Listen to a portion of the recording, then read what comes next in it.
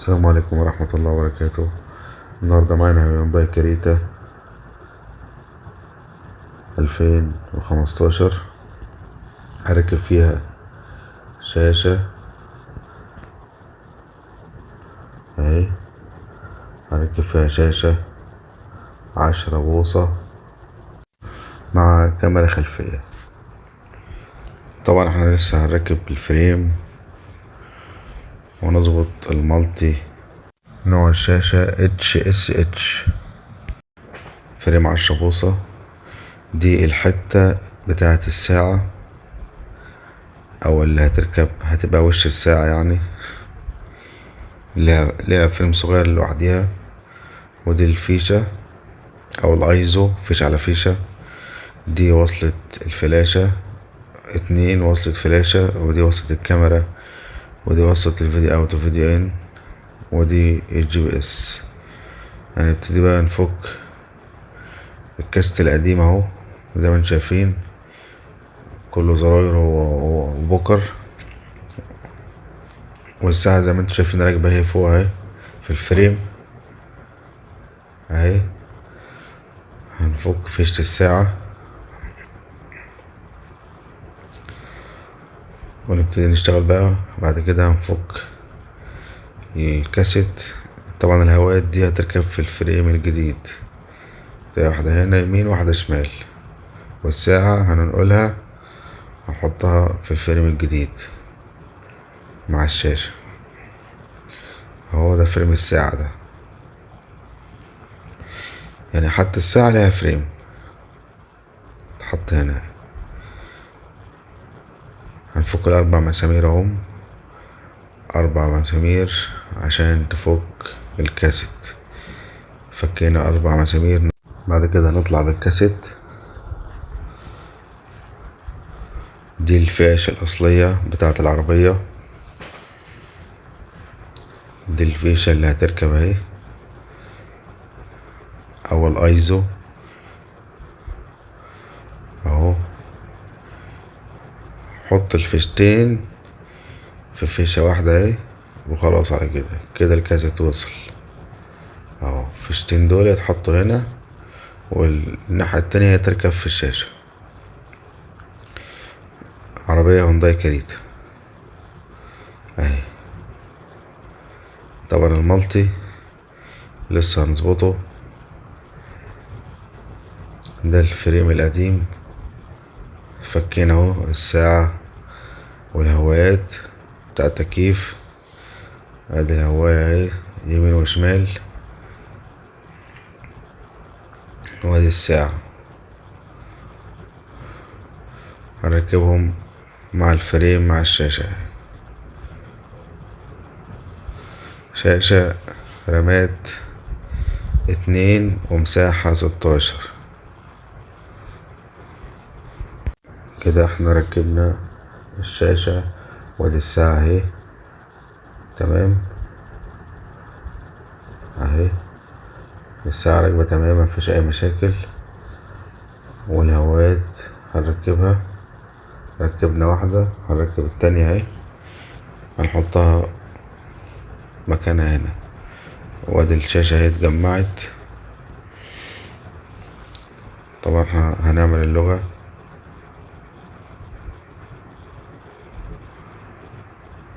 طبعا المصرية اهو. بعد كده الكاسيت تلاقيه قلب لغة عربي، لأنه طبعا بيبقى جاي لغة انجليزي. ده سيمز لسه متحدث السيمز اهو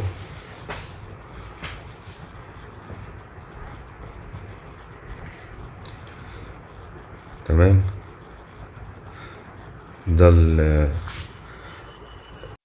ده سيمز الشاشة. طبعا هنحدث، تفتح نور صغير ينور الكشاف بتاع العربية اللي في الرسمة.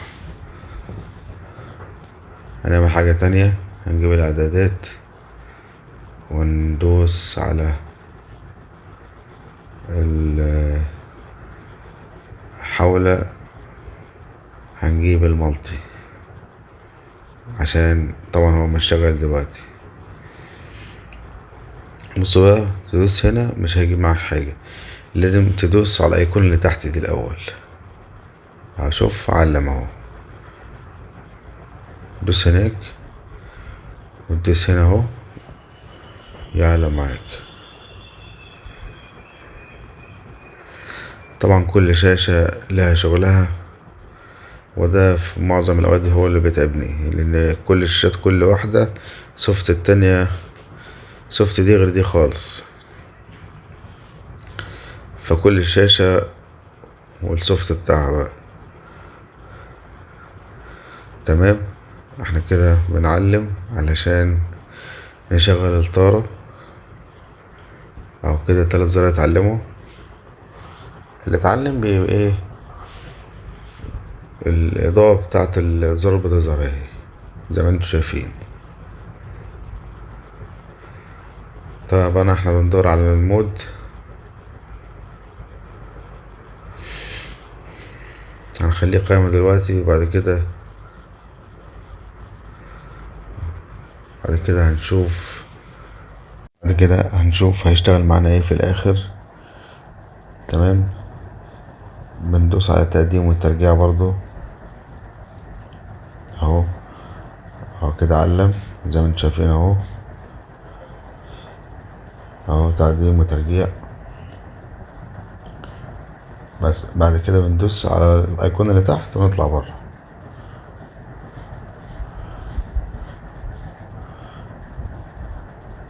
اهو. شايفين كده المالتي اشتغل معانا اهو من غير اي مشاكل، وكتم صوت وتقديم وترجيع. تمام اهو. كده احنا خلصنا من المالتي، هنخش على الهوت سبوت. بندي من الموبايل هوت سبوت اهي، كأن الموبايل راوتر. بتفتح الواي فاي، بتخش على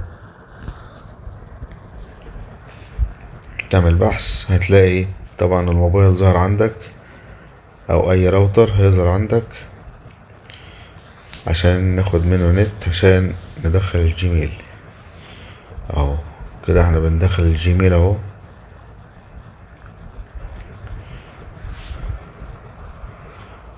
دايرة تحقق المعلومات.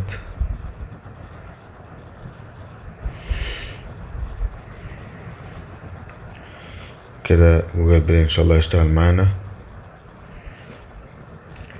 هو احسن حاجة تعمل الجيميل بره وتدخله على طول. ندوس على التحديث اليوتيوب زي ما قلت لكم قبل كده. طبعا الجهاز هيطول شوية، ياخد له بتاع ربع ساعة في اول مرة تحديث، بعد كده خلاص في اي وقت هتفتح هينزلك على طول. بعد ما نخش على اليوتيوب ويحدث، هيقول لك عايزين نحدث خدمات جوجل بلاي، تحدثها عشان الكاسيت او الشاشة السيستم اهو. تحديث خدمات جوجل بلاي عشان الشاشة تسيستم مع جوجل اهو. تحديث خدمات جوجل بلاي، مرضيش يفتح على اليوتيوب غير لما نحدث خدمات جوجل بلاي. احنا كده هنحدثها، يشتغل معنا اليوتيوب على طول. بعد كده هي اول مرة بس، وبعد كده هيفتح معاك على طول في اي حاجة وينزل على طول، لكن ده بس عشان الشاشة لسه اول مرة تركب، فلازم تاخد وقت كده في التحميل، يعني ما تقلقش من حاجة. نخش بقى على الكاميرا. دي كاميرا دبل بيز اللي هي 180 درجة، اللي فيها الإشارة تلف معاك يمين وشمال. ودي كاميرا تانية، هنشوف واحدة اللي هتمشي من العربية ايه وهنركبها. ودي الكاميرا التانية اهي،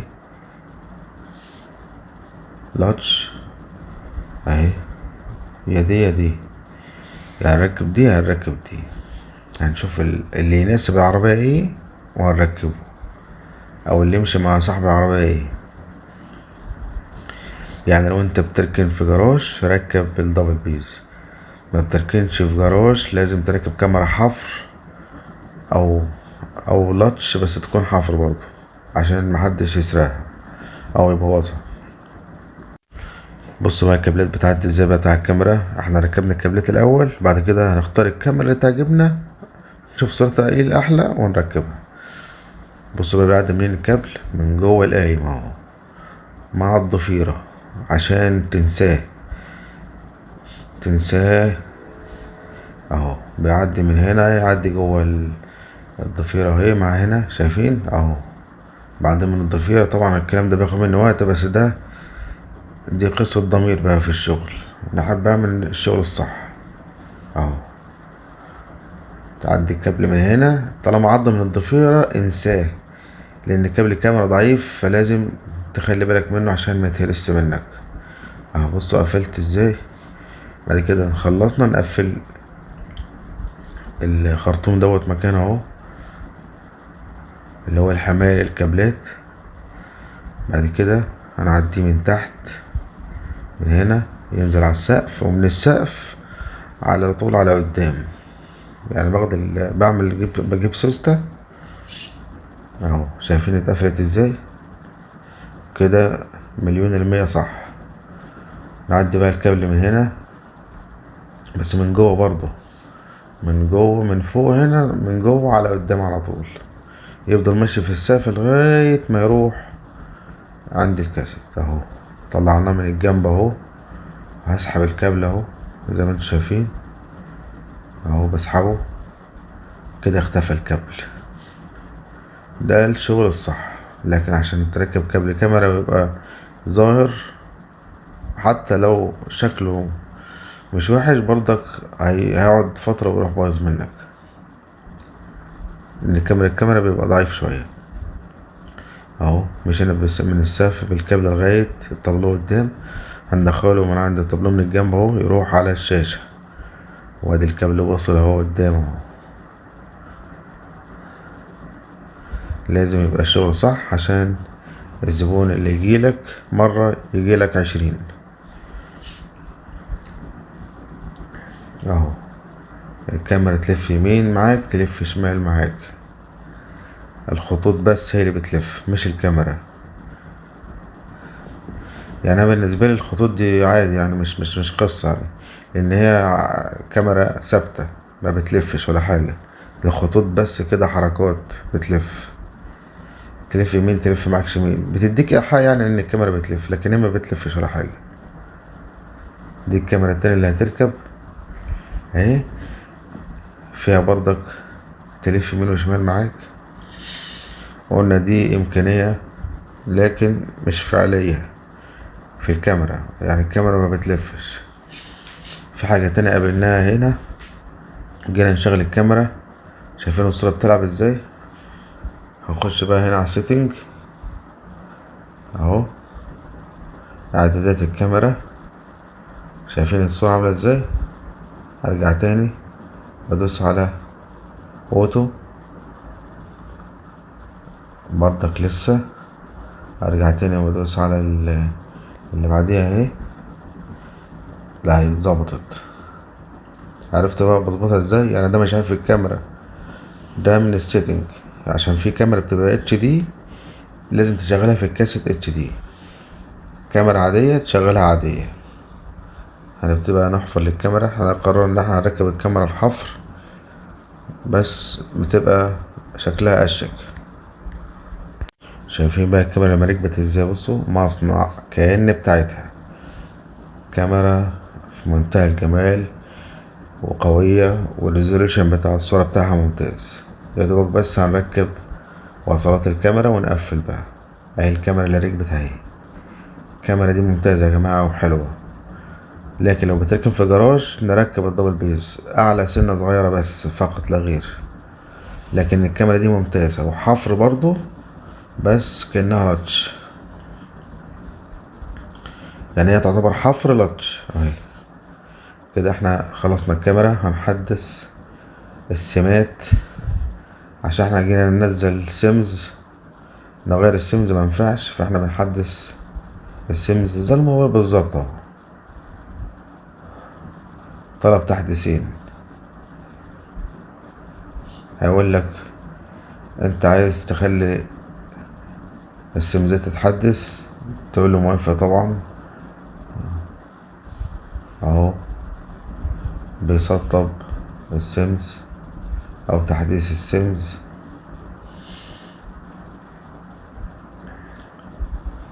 طلب تحديث تاني، بس المشكلة في الشاشات دي انك لازم تصبر عليها شوية لانها طبعا مش سريعة زي الدبل بيز، لازم تهد عليها شوية.